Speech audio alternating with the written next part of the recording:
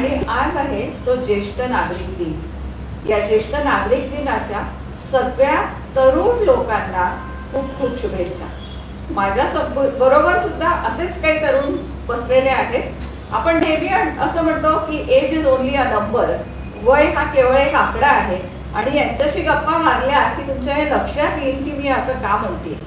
आपल्या बरोबर आहेत गोसावी साहेब, हे आमचे देशदूतचे सीए आहेत आणि सगळं अकाउंट्सचा विभाग ते सांभाळतात.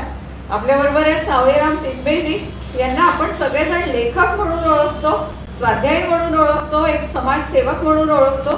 देशदूत मध्येच अनेक वर्ष यांनी लेखमाला देखील चालवलेली आहे. आणि आपल्याबरोबर आहे मंडलिक साहेब, हे सुद्धा देशदूत परिवारातलेच आमचा अकाउंट्सचा विभाग ते सांभाळतात. तर तुम्हाला सगळ्यांना शुभेच्छा आणि स्वागत या देशदूतच्या कट्ट्यावर. सर, जसं मी म्हटलं की तुम्हाला आज आम्ही ज्येष्ठ नागरिक दिन या विशेष दिनासाठी गप्पा मारायला बोलवलंय, पण तुम्हाला मी रिटायर्ड म्हणणार नाही आणि तुम्हाला ते मान्य नाहीये.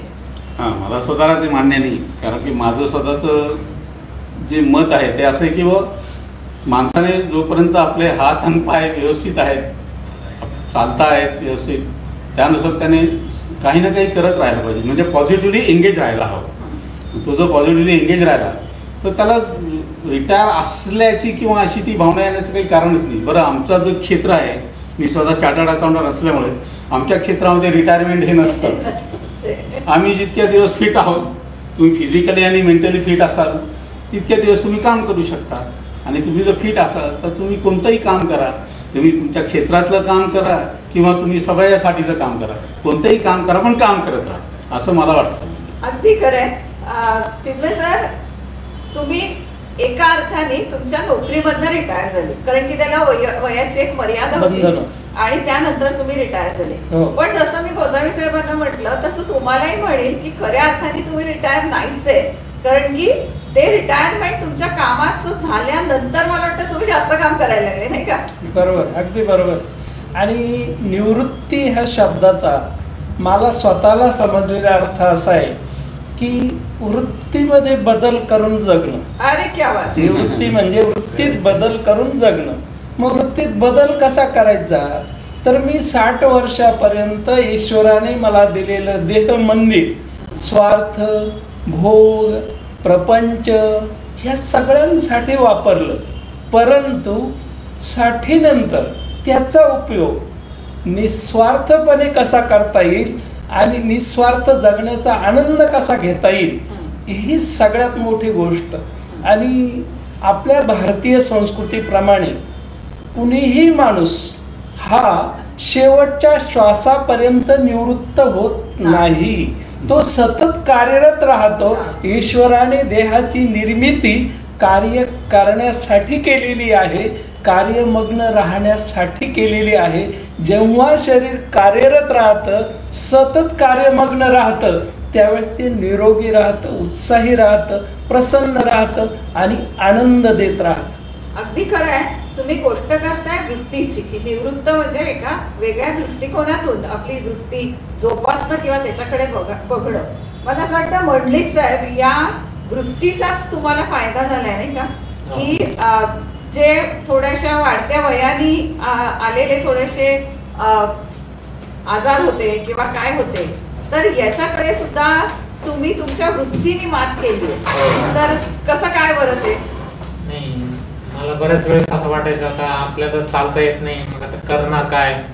पण स्वतः असं ठरवलं का आपण तिथं थांबून नाही राहायचं बा, प्रयत्न करायचे. हा आजारातून आपण कसं बरं होऊ शक्यतो, आणि काम केलं नाही ना हे बाकीचं आपण विसरून जातो. आपण आपल्या स्वतःच्या काय ज्या वेदना होत्या ना कामामध्ये, काही गोष्टी कळत नाही आपल्याला.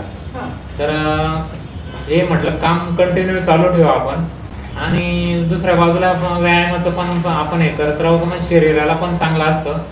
आणि आधी कधी व्यायाम केला होता का तुम्ही? हो मॅडम, आपल्या इथे आहे ना योगाचे क्लास घेतो. म्हणजे जवळ 10-1 वर्षापूर्वी, 10 ते 12 वर्षापूर्वी इथे योगाचे आपण क्लास ऑफिसचे घेतले ना, त्याचा आम्हाला खूप फायदा झाला. म्हणजे सकाळी आम्ही 1 तास असायचं ऑफिसच्या चालू व्हायच्या अगोदर 1 तास यायचं, ते शिकवलं आम्हाला ते योगाचे. तेव्हापासून मी कंटिन्यू मग त्यांनी जे शिकवलं थोडंफार जे येतं ना आत्मसात करून, आणि मी सकाळी 1-1.5 तास ते व्यायामाच्या याच्यात करायचे. मग तेव्हापासून मला तो फायदा झाला आणि या पायाच्या याच्यामुळे तर मग अजून ते मला फायदा. आपण त्याच्याकडे कसं बघतो हे जास्त महत्वाचं आहे. आपल्याबरोबर आत्ताच नुकतेच आपल्याला जॉईन झाले ते श्याम दशपुते. हा सुद्धा एक मी म्हणेल एक तरुण माणूस की संगीतामध्ये रमणारा आणि संगीताची अखंड सेवा ज्यांनी नाशिकमध्ये केलेली आहे. तर तुमचं स्वागत आहे या कट्ट्यावर. ज्येष्ठ नागरिक दिनाच्या तुम्हालाही शुभेच्छा.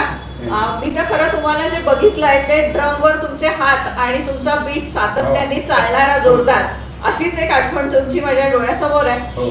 आता सध्या या सगळ्या एक आपण जे म्हणतो की ज्येष्ठ नागरिक आहे किंवा निवृत्त झालेले आहेत, आम्ही गोष्ट करतोय निवृत्तीची, तर तुम्हाला असं वाटतं की खरंच तुम्ही निवृत्त झालेला नाही? कसं बघता स्वतः? मला फिलिंग असं होतं की माझं गाणे सगळे बंद झाले ह्या करोनामुळे. अतिशय मला त्रास झाला आणि तसं पाहिलं तर माझं वैयक्तिक नुकसान पण खूप झालं. मी महिनाकाठी कमीत कमी 3-4 महिन्यात कमीत कमी मी 70 ते 80 कार्यक्रम करायचे. हे करोनाच्या पूर्वी? करोनाच्या पूर्वी. म्हणजे या वयात सुद्धा तुम्ही ते तितके कार्यक्रम करत होतात आणि वय तुमच्या कार्यक्रमांच्या मध्ये कुठेही आले नाही. आणि त्यात मला यांची जर खूप मदत झाली सावरम तिथमेंची. अतिशय सुंदर निवेदन करतात, अप्रतिम निवेदन करतात. आणि त्यात मला ती भर पडली आणि माझा कार्यक्रम आणखी चांगला होत गेला. म्हणजे वय हे कुठे कोणाच्याच बाबतीत एक मर्यादा येतो. असं आपण म्हणतो की 60 वर्षापर्यंत माणूस कार्यरत असतो, एका प्रकारे अर्थार्जन करत असतो आणि ते अर्थार्जन करण्याची कारणं सुद्धा खूप असतात. आपल्यावर जबाबदारी असतात, स्वतःची असते, कुटुंबाची असते, मुलांना मोठं करायचं असतं आणि साधारण माणूस 50ला पोचला की मुलं हाताशी आलेली असतात आणि आता तो रोल मुलं घेतात, अर्थार्जनाचा रोल मुलं घेतात आणि आपण मग आपला एक दिशा ठरवण्याच्या गोष्टीकडे बघायला लागतो. हा जो रोल असतो की एका अर्थार्जनाकडनं आयुष्याकडे समाधानाने बघावं, यात तुम्ही कसं बघता? ही खरं म्हणजे खूप आपल्याकडं मानसशास्त्रीय जी संकल्पना आहे अध्यात्मातली की आपल्याला आपल्या संसार प्रपंचातनं नियमित वेळ काढून असा एक वेळ ठेवा की जो फक्त आणि फक्त आपल्यासाठी. ही खूप मोठी गोष्ट आहे. आपण काय होतं, संसार प्रपंच व्यापार व्यवहार जे काही कर्म असेल त्याच्यामध्ये इतकं गुंतून जातो की स्वतःकडे पूर्ण दुर्लक्ष करतो, त्यामुळे जगायचं राहून जातं. परंतु आपलं अध्यात्म आपल्याला सांगतं की ईश्वराने सुंदर जीवन दिलं, सुंदर देह मंदिर दिलं, सुंदर असं विश्व मंदिर दिलं, तर त्यातली जी आनंद स्थळं, सौंदर्य स्थळं, सुगंध स्थळं यांचा आनंद माणसाने जगता जगता घेतला पाहिजे. आणि मग माणसं विचार करतं की निवृत्त झाल्यानंतर मी हे करील ते करील, असं नाही.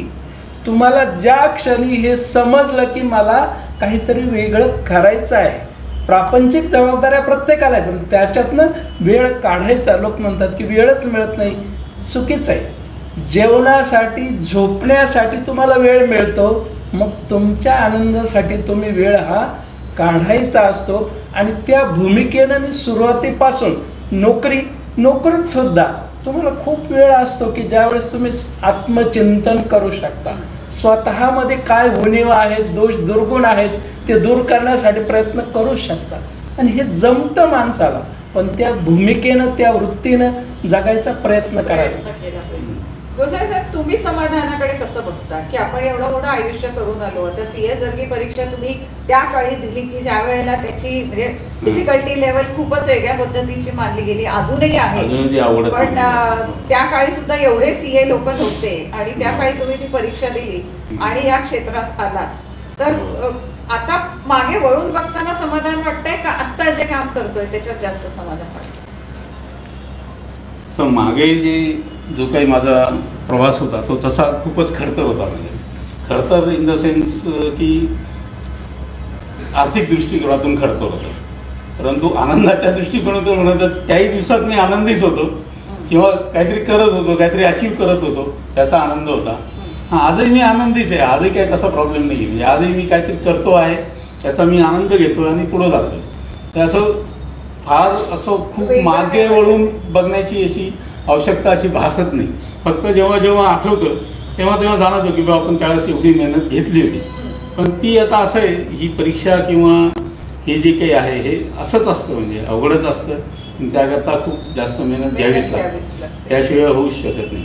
पण एकदा झाल्यानंतर पुढे जे काही असतं म्हणजे ते बराच स्कोप असतो त्याच्यामध्ये, बरंच काही करता येतं. आणि जे मी माझ्या परीनं मी केलं पण, कारण एका फार लोअर मिडल क्लास मधून मी आल्यामुळे, घरातून आल्यामुळे, म्हणजे पाठीमागे काही नव्हतं बा, कोणी काही आपल्यासाठी कमवून ठेवलेलं नव्हतं, काही नव्हतं, शून्य होतं सगळं. कारण आई माझी फक्त एक साधी नर्स होती, म्हणजे तिच्या माझं लग्नसुद्धा मी कर्ज काढून केलं, थोडक्यात सांगायचं म्हणजे. तर असं ते झाल्यानंतर, परंतु एकदा माणूस एक काय म्हणतात ना त्याला, असं म्हणतात की जेव्हा तुम्ही एका विमानाला जेव्हा उड्डाण घ्यायचं असतं तर त्याच्यासाठी एक रनवे लागत असतो. जोपर्यंत त्या रनवेचा तो रनवेवर ते विमान धावत असतं, ते रनवेवर धावत असतानाच त्याला वर उंच भरारी घेण्याची इच्छा होत असते. आणि एकदा त्यांनी ती रनवे सोडला की तो त्याचं विमान वरच असतं. तसं त्या पद्धतीनं ते आपण त्याच्याकडे तसंच पाहायचं असतं.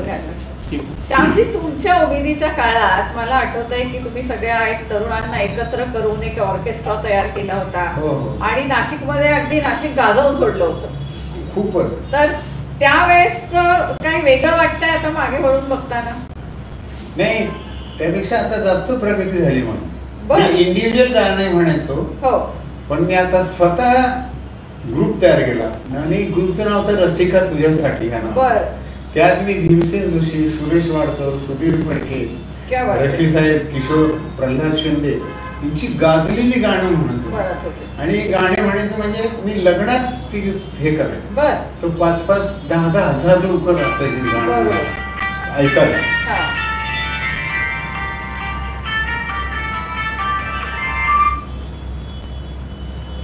ती ऐकत आहे ना. आणि काही काही ती गाणी मी भीमसेन जोशींची गाणी म्हणायचो. तर 7-8 लेडीज वयस्कर, जेव्हा मी विठ्ठलाचा गजर करायचो, तीर्थ विठ्ठल क्षेत्र विठ्ठल, तो माझा इतकं भरून आलं. त्या वयस्कर बाई पाया पडल्या माझ्या. विठ्ठलाचा गजर केला मी, तर त्यांनी पाहिलं म्हणजे दर्शन झालं विठ्ठलाचं. मला उचलून आला आपण इतकं. तर परमेश्वराने मला तो आवाज दिला, त्याचे आम्ही अनंत उपकार. अशा तऱ्हेने मी आतापर्यंत. असं तुम्हाला वाटतं की या वयात सुद्धा, म्हणजे आता तुम्ही एक ज्येष्ठ नागरिक म्हणून आहात, पण या वयात सुद्धा तुमच्या कलेने तुम्हाला खूप मोठी ओळख दिली? खूप. अजूनच मी शेवटच्या क्षणापर्यंत मी गाणी म्हणणार, शेवटच्या क्षणापर्यंत. अगदी जाताना सुद्धा मी विठ्ठल असलं. पण एवढं मला संगीतावर भयंकर प्रेम आहे. मंडलिक साहेब, तुम्हाला काय वाटतंय की आता पुढे बघायला पाहिजे का मागे वळून बघण्यात आनंद मानायचा? नाही, मागे वळून बघण्यात तसा नाही आनंद. पुढे जे आता जे काही आपल्या आयुष्यातले जे काही दिवस राहिले, तर जे आपण वर्किंग पिरियड मध्ये आपण जे काही करू शकलो नाही, तर असं वाटतं आता आपण कुटुंबाला पण वेळ द्यावा आणि स्वतःसाठी पण कुठंतरी आपण हे बाहेर वा कुठंतरी चांगल्या ठिकाणी जाऊन आपण हे करून यावं. असं असं नेहमी म्हटलं जातं की पुढची पिढी आणि आधीची पिढी यामध्ये कायम एक संघर्ष असतो की विचार बदलतात, जगण्याच्या पद्धती बदलतात, अगदी तुमची टेक्नॉलॉजी पण बदलते. तर या सगळ्यामध्ये आज सध्याच्या पिढीकडे तुम्ही सगळेजण कसे बघता? याच्यात एक मी सांगू का, आपण थोडंसं ना असं सोडून द्यायला लागलो ना, तर मुलं आपोआप ती गोष्ट आपल्याकडे घेतात, स्वतःकडे घेतात. म्हणजे मग आपण काय करायचं, आपण ज्याला निवृत्ती जे म्हणतो, म्हणजे तसं खऱ्या अर्थाने निवृत्त व्हायचं, म्हणजे किंवा प्रत्येक डिसिजन मेकिंगमध्ये त्यांच्यामध्ये नाही पडायचं. काही वेळा आपण शांत राहायचं, काही वेळा त्यांनाच डिसिजन घेऊ द्यायचा. आपल्याला पटत नसतील कदाचित ते, पण त्यांना घेऊ देत, त्यांना चुका करू देत, त्यांना शिकू देत. त्यांची जबाबदारी पण त्यांनाच घ्यायला लागते. आणि तसं जर झालं तर मला वाटतं हा जो संघर्ष आहे तो बऱ्याच प्रमाणामध्ये त्याची तीव्रता पण कमी होते. आणि मग आपल्याला काय हवं असतं, सर्वांनी एकत्र आनंदाने राहावं हेच हवं असतं आपल्याला. ते तसं होऊ शकतं. तुम्ही कसं बघता या पुढच्या पिढीकडे? पुढची पिढी आणि आमच्या काळातली पिढी याच्यामध्ये अंतर नाहीच आहे, अंतर फक्त समजुतीत आहे. एकदा समज तयार झाली की मार्ग मोकळा होतो. आता माझं 14 माणसांचं कुटुंब आहे. आमच्यामध्ये भेद, वाद, संघर्ष असे प्रकार होतच नाही. किरकोळ भांडणं होतील, परंतु मनभेद कधीही होत नाही. त्याचं कारण काय की मला समजते मुलांना काय अपेक्षा आहे. वर्तमान पिढीचे जे जगणं आहे ते वेगळं आहे. आपला काळ होता तो काळ वेगळा होता, जगण्याची शैली वेगळी होती. परंतु तुम्ही आमच्यासारखंच जगा असा आग्रह अजिबात धरायचा नाही. त्यांना त्यांच्या विचाराने, त्यांच्या पद्धतीने, वर्तमान जीवनशैलीप्रमाणे जगू द्यायचं. आपण स्वतःला तिथे नियंत्रित करायचं की सगळीकडे आनंद आहे. सुना म्हटल्या आम्हाला जायचं आहे अमुक ठिकाणी, तुम्ही जा, तुम्ही तुमच्या पद्धतीने. मुलं म्हटली आम्हाला हा प्रकल्प करायचा आहे, करा, तुम्ही निर्णय घ्या. माझ्या सल्ल्याची गरज पडली तर तुम्ही सांगितल्यावर तुम्ही सल्ला दे. तोपर्यंत मी तुमच्यामध्ये अजिबात अडथळा निर्माण करणार नाही. अशी ही भूमिका. म्हणजे पिढीतलं अंतर नाही, कशातलंच अंतर नाही. आपली समजूत मुख्य गोष्ट आहे त्याच्यामध्ये. हे म्हणतात तसं बरोबर आहे की तुम्ही दोघंही म्हणाले की पुढच्या पिढीला त्याची जबाबदारी द्या, त्यांचे निर्णय घेऊ द्या. एकंदरीतच आपण असं म्हणत असतो की या पुढच्या पिढीमध्ये काही अर्थ नाही, असं युजली एक वाक्य नेहमी ऐकलं जातं. तुम्हाला खरंच वाटतं की पुढच्या पिढीत काही अर्थ नाही? नाही, असं नाही मॅडम. हल्लीची पुढची पिढी आहे ना, खूप म्हणजे जागरूक आणि खूप सेन्सिटिव्ह पिढी. यांना फक्त विश्वासात, आता साहेब म्हटले ना, यांना विश्वासात आणि त्यांच्या पद्धतीनं आपण वागलं पाहिजे. नाही तर आपण जर त्यांच्या पद्धतीनं थोडंसं त्यांच्या विचाराशी जुळून नाही घेतलं ना, तर आपण एका प्रवाहाच्या बाहेर निघून जाऊ आपण. आणि आपण त्यांना हे पण जाणू द्यायचं नाही का आपण जर सांगितलं आम्ही खूप अडचणीतून पहिले दिवस काढले बा, आमचे दिवस असे होते वगैरे, हे सांगून त्यांना काय सायकल होती माझी, वडिलांनी 20 रुपयाला घेतलेली सायकल. ती मी शाळेत जायचो, यायचो, फिरायचो, सगळं करायचो. पण पॅन्ट सुद्धा मला 6वी पर्यंत पॅन्ट नाही. खूप हाल काढ. पूर्वी आम्ही वडिलांना घाबरायचो. मी वडील आणि तो पळून जायचो, समोर उभं राहायची हिंमत नव्हती आमची. जन्म दिला म्हणून कायमचा आपला हक्क आहे त्यांच्यावर? हक्क नाही, पण नीट तर बोला आमच्याशी. याच्यात एक गोष्ट असते, तुम्हाला सांगतो की प्रत्येक पिढी जी जगते ना, तर त्यांची जीवनाकडे बघण्याची दृष्टी वेगळी असते. की पूर्वीच्या काळी शिक्षक समजा समोरून आले तर विद्यार्थी त्यांच्याकडे वर मान करून बघणार नाही, त्यांच्या समोरून जाणार नाही. पण आत्ताच्या काळात तुम्ही म्हटलं तर त्यांनी तसंच करायला पाहिजे, चालणार नाही. काळ बदलला, विचार बदलले, जीवनशैली बदलली आणि जगण्याची संकल्पनाच बदलली. आता विचार केला की त्या काळामध्ये समजा मोबाईल याची कल्पना तरी होती का आपल्याला की मोबाईल आपल्या हातात येईल आणि आपण ते जे सुरुवातीला जे काही लँडलाईन फोन होते त्याच्यावर बोलणं सुद्धा आपल्याला आश्चर्यकारक वाटायचं की लँडलाईन फोनवर मी कुठे बोलू शकतो. परंतु काळ जसा बदलतो त्यानुसार माणसाने स्वतः बदल आणि सुधारणा केली की कुठलीही अडचण येत नाही. सोपं म्हणले साहेब हा बदल स्वीकारणं. प्रयत्न करायला काही हरकत नाही. तो थोडा अवघडच आहे, कारण काही ना म्हणजे मॉडिफाय लवकर होत नाही काही ठिकाणी. पण मला असं वाटतं साहेब जे बोलताना थोडं त्यांच्याशी आपण जुळून घेतलं पाहिजे. असं नाही जुळून घेतलं ना तर मग आपण खर्च एकटं पडतो कधी पण. तर फॅमिलीमध्ये सुना मुलं त्यांच्या याच्यामध्ये आपल्याला खरंच जुळूनच घ्यावं लागतं. तुम्ही आता आनंद कशात शोधताय? गाण्यात. प्रचंड. आणि मित्र परिवार, त्यांच्यात उठणं बसणं, आपल्या सुखदुःखाच्या गोष्टी आपण फक्त मित्रांना सांगू शकतो. पोरांना म्हणतात तुम्ही कशाला एकत्र लावता आमच्याकडे, आम्हाला कशाला तुम्ही या वयात जी खरी अकंपनीमेंट आहे, तुम्हाला जी खरी कंपनी देतात ते तुमचे मित्र परिवार. अतिशय काय झालं ना. आणि पोरांना किंवा बायकोला सुद्धा जाऊ द्या काहीतरी बंद करत, त्यांना नाही आवडत आपलं काही बोललं तरी आवडत ना, अपमान करत. कसं वागावं ते कळत, कसं वागावं, खुर्ची बसावं तर ते म्हणजे तुम्हाला समजत नाही, कशाला 4 चौघात बडबड करतात. गाणी माझी यांच्यात जोशी सुरेश वडकर ते कसली गाणी म्हणतात काहीतरी कशाला म्हणतात गाणी इतका मला राग येतो यांच्यात काय करावं यांना असं डोकं फिरतं माझं. यांच्याच बोलण्याचा धागा पकडून मी सांगतो की मित्र म्हणजे परिवाराच्या बाहेरचेच असं नाही, हो. तर आपल्या कुटुंबाचे जे सदस्य आहे ना ते पण त्यांना सुद्धा मित्र बनवायचं.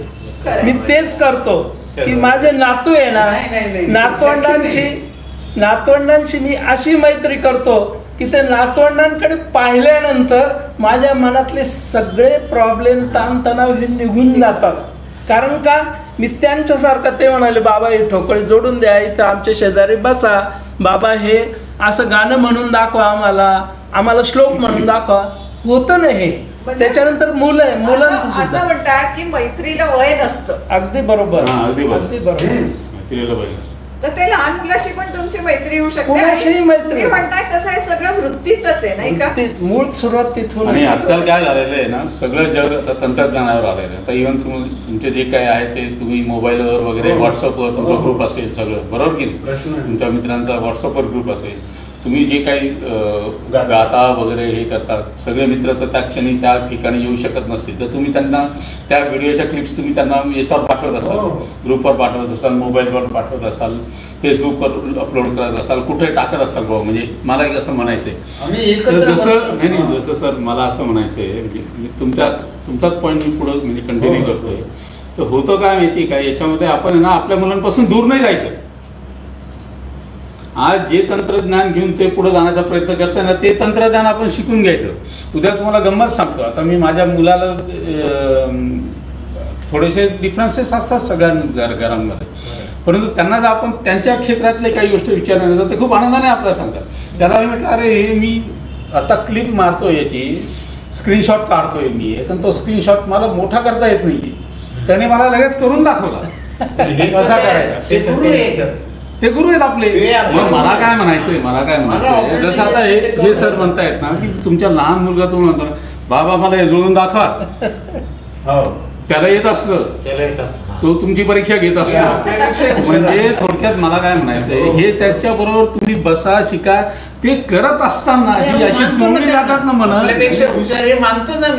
नुसतं मान्याचं नाही. त्यात गंमत ही आहे की त्यांना बरोबर घ्या, त्यांच्या बरोबर चला. बरोबर चालायला लागेल. थोडस मी असं नाही म्हणत कायमस्वरूपी त्यांच्याच बरोबर असं ते राहू शकत नाही. वेगळं असतं त्यांचं कार्य करण्याची पद्धत वेगळी असते. काय आहे, थोडासा एक प्रत्येकाच्या स्वभावाचा सुद्धा भाग असतो. आणि आपण जेव्हा ज्येष्ठ नागरिक म्हणून स्वतःला संबोधतो तेव्हा जसं आपण म्हणतो की आपल्याकडे 4 आश्रम दिले आपल्या संस्कृतीमध्ये. मला वाटतं तिथे साहेब त्याच्यावर जास्त चांगलं सांगू शकतो. ही जी आश्रम व्यवस्था आहे ना, खरं म्हणजे हल्ली आपण त्याची नावं सुद्धा आपल्याला माहित नाही, परंतु त्या आश्रम व्यवस्थेमध्ये आपल्याला जे चिंतन दिलं, जे विचार दिले, ते जर आता समजून घेतले ना, तुम्हाला सांगतो कोणामध्ये दुरावा निर्माण होणार नाही. अगदी साधी गोष्ट आहे. तुम्हाला सांगतो की समजा मी घरात जेवण करतोय आणि मी जेवण करताना माझ्या कुटुंबातले घटक आहे ना माझ्याकडे बघतायत की बाबा कसं जेवण करतात. मग मी जर समजा ते जेवणाचं ताट समोर आल्यानंतर त्याला हात जोडला, त्याच्यानंतर मी श्लोक म्हटले, नमस्कार करून पहिला घास ताटाच्या बाहेर काढून ठेवला, हे सगळं आपलं ते निरीक्षण करतात आणि त्याचं अनुकरण करतात. तर याचा परिणाम होतो. म्हणून सुरुवात ही स्वतःपासून. सगळ्या सुधारणांचा उगम माझ्यामध्ये, की माझ्या कुटुंबाला मी काय देऊ शकतो. धन, द्रव्य, संपत्ती सगळेच देतात, परंतु संस्कार ही जी गोष्ट आहे ही मुख्य आहे. मग मला ते नातू विचारतात ना, बाबा हा घास तुम्ही का बाहेर काढून ठेवता. मग सांगता आलं पाहिजे की मला जशी भूक आहे तसं बाहेर इतरांना सगळ्यांना भूक आहे. खाताना मी त्यांची आठवण करेल आणि माझं जे उत्पन्न आहे त्यातला काही भाग त्यांच्यासाठी देईल. जगण्याचा हा खूप मुख्य महत्त्वाचा मंत्र आहे की आज जगामध्ये दानशूर माणसं आहेत. का तर त्यांच्यामध्ये हा संस्कार रुजलेला आहे, मुरलेला आहे की मला समाजाला काहीतरी दिलं पाहिजे, त्याचा काहीतरी हिस्सा आहे माझ्या कमाईमध्ये. आणि त्या भूमिकेनं जेव्हा माणूस जगतो तेव्हा जगणं खूप सुंदर होतं, आनंदी होतं. आता एक छोटीशी गोष्ट सांगतो तुम्हाला की माझे एक मित्र आहेत. आणि त्यांना एक छंद आहे की सतत चांगली पुस्तकं बाजारात कुठली आली याचा ते शोध घेतात आणि शोध घेऊन ते पुस्तक विकत घेऊन मित्रांना भेट देतात स्वतःच्या खर्चाने. आता हा आनंद जीवनात शोधला त्यांनी, पण त्याचं मूळ त्यांच्या दुःखामध्ये होतं की त्यांना एकच मुलगा होता, तरुण मुलगा अपघातात वारला. तरुण मुलगा अपघातात वारला तर त्यांनी त्यावेळेस विचार केला, आईवडिलांनी दुःख झालं, भरपूर दुःख सहन केलं, पण त्याच्यात त्यांनी शोधलं की आता आपल्याला पुढे जगण्यासाठी काय केलं पाहिजे. त्या दुःखामध्ये म्हणजे ज्याला आपण म्हणतो काट्यात गुलाब शोधणारी वृत्ती ती त्यांनी शोधली आणि त्यांनी स्वतःला इतकं सुंदर मेंटेन केलं की ते दुःख उगाळून किंवा तोच विषय सारखा ठेवून जगणं अवघड होतं, दुःखी होतं, निरस होतं आणि मग माणूस समाजापासून, कुटुंबापासून, सगळ्यापासून बाजूला एकाकी पडतो. तसं होऊ नये म्हणून प्रत्येक माणसाने जो प्रसंग घडला ती ईश्वरी कृपा असं समजून त्याच्यातून स्वतःचा आनंद शोधून स्वतःला सुंदर जगता आलं पाहिजे. खरंच आहे. हे सगळे जसं म्हणतायत, आम्ही देशदूतमध्येही कायम असंच म्हणत राहतो की सेलिब्रेटिंग लाईफ, आयुष्याचा हा आनंद केला पाहिजे आणि ते आनंदाने जगलं पाहिजे. आनंदाने जगण्याचे मार्ग अनेक असतात आणि त्याला वयोमर्यादा नसते. इथे बसलेले आज जरी ही चर्चा ज्येष्ठ नागरिक दिनानिमित्त होत असेल तरी सुद्धा ते आयुष्याकडे कसं बघावं याच्यावरच मुळात असते. आयुष्य आहे, माणूस स्वभाव आहे, वृत्ती आहे, त्याच्यामुळे कधी थोडी कभी खुशी कभी गम असं तर आयुष्यात चालतच राहतं. पण एकंदरीत त्या सगळ्याला घेऊन आपण समाधानाने, आनंदाने आणि आता या वयात आल्यावर थोडंसं आयुष्याकडे खूप वेगळ्या पद्धतीने बघता येतं का, तर निश्चितच हे सगळेजण जसं सांगतायत तर खूप सुंदरपणे बघता येतं आणि आयुष्य आपल्या नजरेतनं, आपल्या हौशीने, आपल्या छंदांनी खूप सारं सुंदर करता देखील येतं. तुम्ही सगळेजण या कट्ट्यामध्ये खूप छान गप्पा झाल्यात आणि खूप सहभाग घेतला, त्याबद्दल खूप धन्यवाद. हा कट्टा संपवण्याच्या आधी आपल्याकडे श्यामजी आलेले आहेत, तर एक गाण्याच्या कडव्याने आपण या कट्ट्याची सांगता करू. तर एक मला जे आवडत असेल ते एक कडवं आपण घेऊया. देव विठ्ठल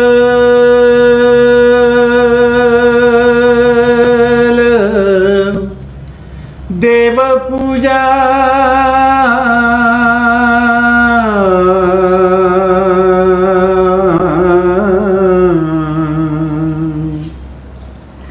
तीर्थ विठ्ठल क्षेत्र विठ्ठल तीर्थ विठ्ठल क्षेत्र विठ्ठल देव विठ्ठल देव पूजा तीर्थ विठ्ठल क्षेत्र विठ्ठल तीर्थ विठ्ठल क्षेत्र विठ्ठल माता विठ्ठल पिता विठ्ठल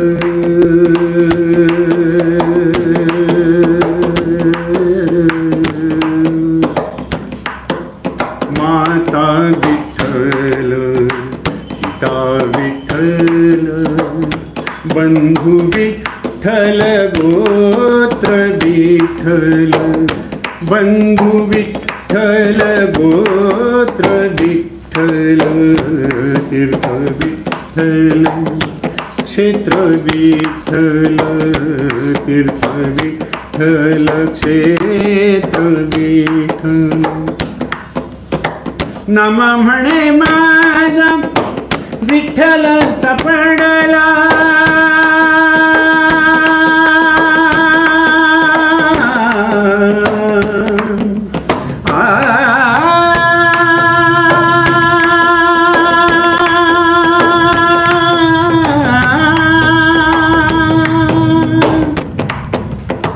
नाम म्हणे माझा नाम म्हणे माझा नाम म्हणे माझा नाम म्हणे माझा नाम म्हणे माझा विठ्ठल सापडला जुनी कळी काळा पड नाही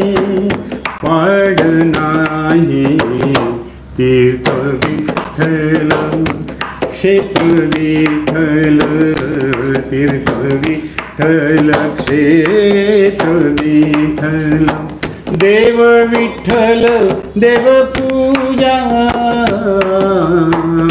तीर्थ विठ्ठल क्षेत्र विठ्ठल तीर्थ विठ्ठल क्षेत्र विठ्ठल.